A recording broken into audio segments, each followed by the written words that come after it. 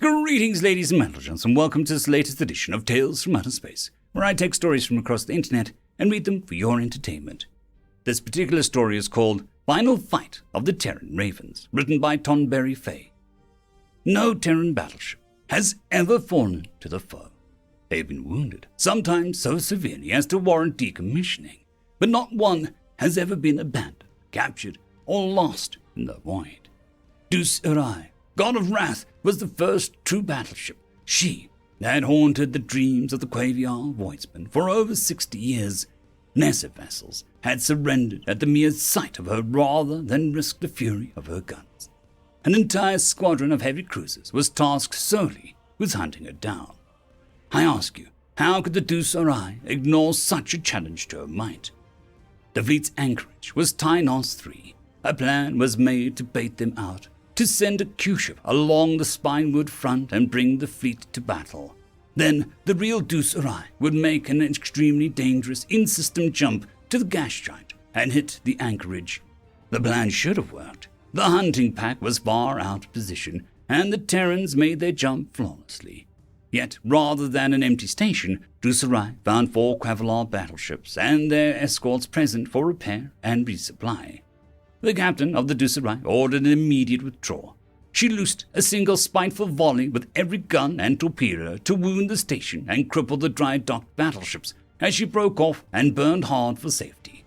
Frigates and cruisers hounded her all the way out. On the bridge, Captain Merlin and his staff performed the cold calculations of battle. They could outrun the enemy battleships, but not the smaller craft. They could outfight any of those ships 3-1, but there were 6 vessels bearing down. Every option was considered, and every hypothetical ending was the same way. Deathworld would not make it. If they ran, they'd be run down. If they stood and fought, they would die. Surrender was the only way to spare her 4,000 crew from death. Surrender is not an option, Wing Commander Lee insisted. Not one of our battleships has been claimed, and I'll be damned if it's ours that's the first to fall. Then what do you suggest? The captain asked. Lee glanced at the displays around the chamber, taking in the tactical data evolving the situation. Scramble Terra's Ravens, he said. It would not be enough. Not enough, Lee echoed. Our bombers have enough firepower to blow 4 cruisers to hell. Between our payloads and the ship's main guns, we would win this. The captain shook his head. Not with the battleships running us down. If we turn and fight, we'd never outrun them, and they must have made us by now. They'll hammer us to dust the moment our main guns get into range. I don't see the issue, sir. The issue, Commander, is we have to maintain full burn for the jump point. Your bombers will not make it back. Lee's face hardened. Like I said, I don't see an issue. A look of shock came across the captain's face. No, he whispered. It's the only choice, sir. Sacrifice the wing to save the ship. Condemn 300 men and women to die here so the rest can live. No, I refuse. Lee sighed. It's called triage, sir. It's called murder, Commander. There is a world of difference between ordering men into battle knowing they might die and knowing they will die. I refuse to cross that line. I would rather the ship be dragged back to the Quavi homeworld as a prize than give an order that callous. Sir, the wing is grounded. That's an order. Wing Commander Lee snapped a salute. Yes, sir. Permission to leave the bridge, sir. No! You'll do something damn stupid. You can stay here. That's also an order. The captain turned back to the display. He heard Lee step back from the main console. Then consider this a mutiny, sir. And he marched for the hatch. Commander! Captain Merlin turned sharply, but Lee did not pause. One of the Marines went to stop the officer, but Merlin raised his hand. Let him go. Lee summoned his wing as he headed for the bay. Most of the pilots were already there, fully suited and chomping at the bit to scramble. They jumped to their feet and snapped salutes as the commanding officer drew near. At ease, Lee called. I've come straight from the bridge. Listen up, all of you, deck crews included. I want to make sure everyone present knows exactly what has transpired. The bustling deck fell silent. Pilots, mechanics, flight control officers, and all other assembled servicemen and servicewomen gave Commander Lee their full attention. As you must know by now, we are running for the jump point with the fleet hot on our heels.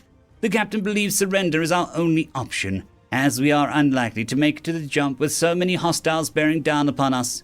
A murmur ran through the pilots, low and full of fury. Lee smiled at that. "The only hope Juice and Rai has to escape is if we, the 117th Terran Air Wing, can cripple or destroy 4 enemy cruisers. The remaining 2 frigates won't stand against a battleship's guns, and that'll give us enough time we need to get out and jump clear. However, that would be a suicide mission, and the captain refuses to order you to die so that he might live. Let me say again," he added, shouting at full volume, "the entire air wing has been ordered to remain on board. Any ship scrambling would be considered a mutineer." The rage burning off his pilots was palpable. Lee savored it as he turned on his heel and marched towards the deck officer, a smartly dressed woman in her mid-30s. "Is my ship prepped for launch?" "The entire wing is ready to go, sir," she replied.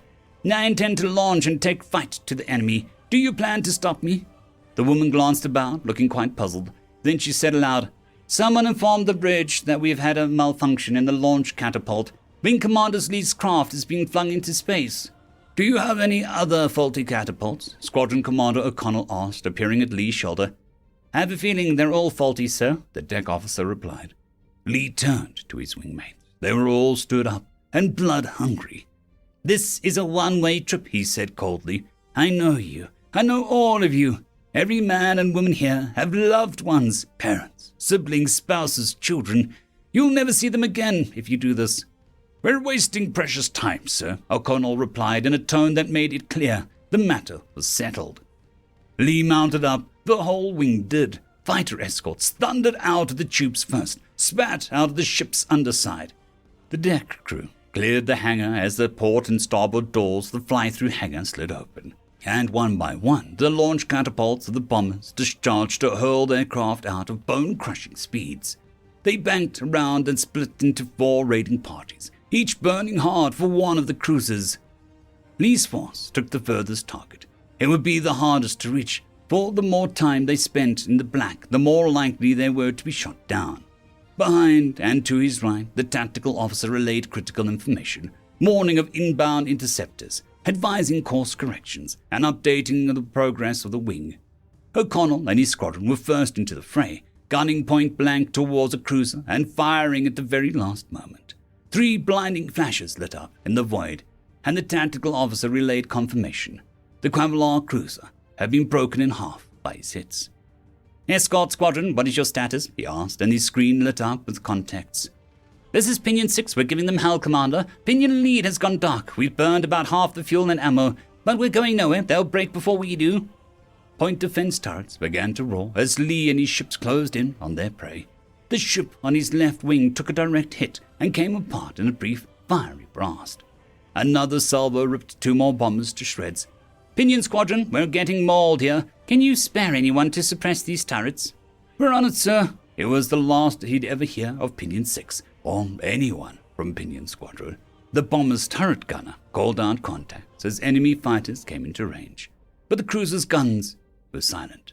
"Begin attack run. All ships fire at will. Be ready to," he choked, the air suddenly torn from his lungs. There was a painful ringing in his ears, and somewhere an alarm was blaring. He tried to breathe, and liquid agony surged through his body. Looking down, Lee saw a jagged chunk of canopy sticking through his chest. He saw the gaping wound in his cockpit, and through the fog of pain and shock connected the two. He turned slowly, glancing towards his tactical officer. A headless body sat in the chair, with a smoking hole in the bulkhead behind him. The bomber shook violently. Lee slammed his eyes shut as the cruiser head was hit by multiple warheads. He punched up the tactical display on his secondary console. 2 cruisers were dead. A third had taken massive engine damage and fallen out of formation. All surviving members of the Terra's Ravens were swarming the 4th. Somehow, Lee pulled his craft around and burned hard towards the final mark. It was getting hard to focus. It took a lifetime to punch up the long-range scanner so that he could survey the wider battle. One of the frigates was coming apart. A reactor breached, but the lost cruiser was still on Deuce Arai's tail and inflicting heavy damage.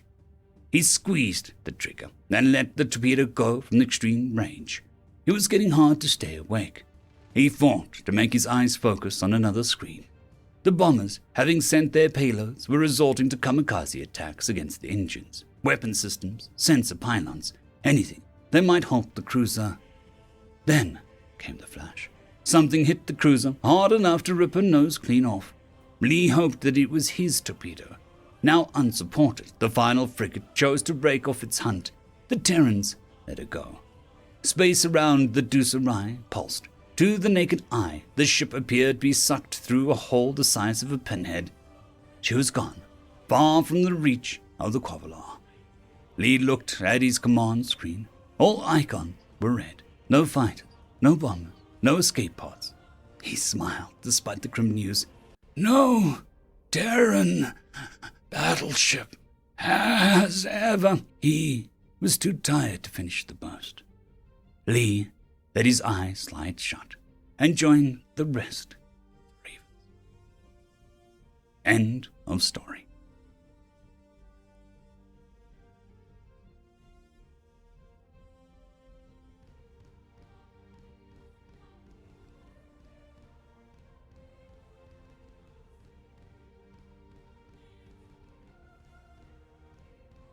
I'd quickly like to thank the T5 peeps: Vitmori, Terran on Air, Cold War Boomerwaffen, Severin Cerberus, Red Panda 121, Leslie 517, Bushmaster 177, Caspar Arnholtz, Cam Maxwell, Lightsjock, Dragzoon WRE, Lord Azrakal, and Arcadian.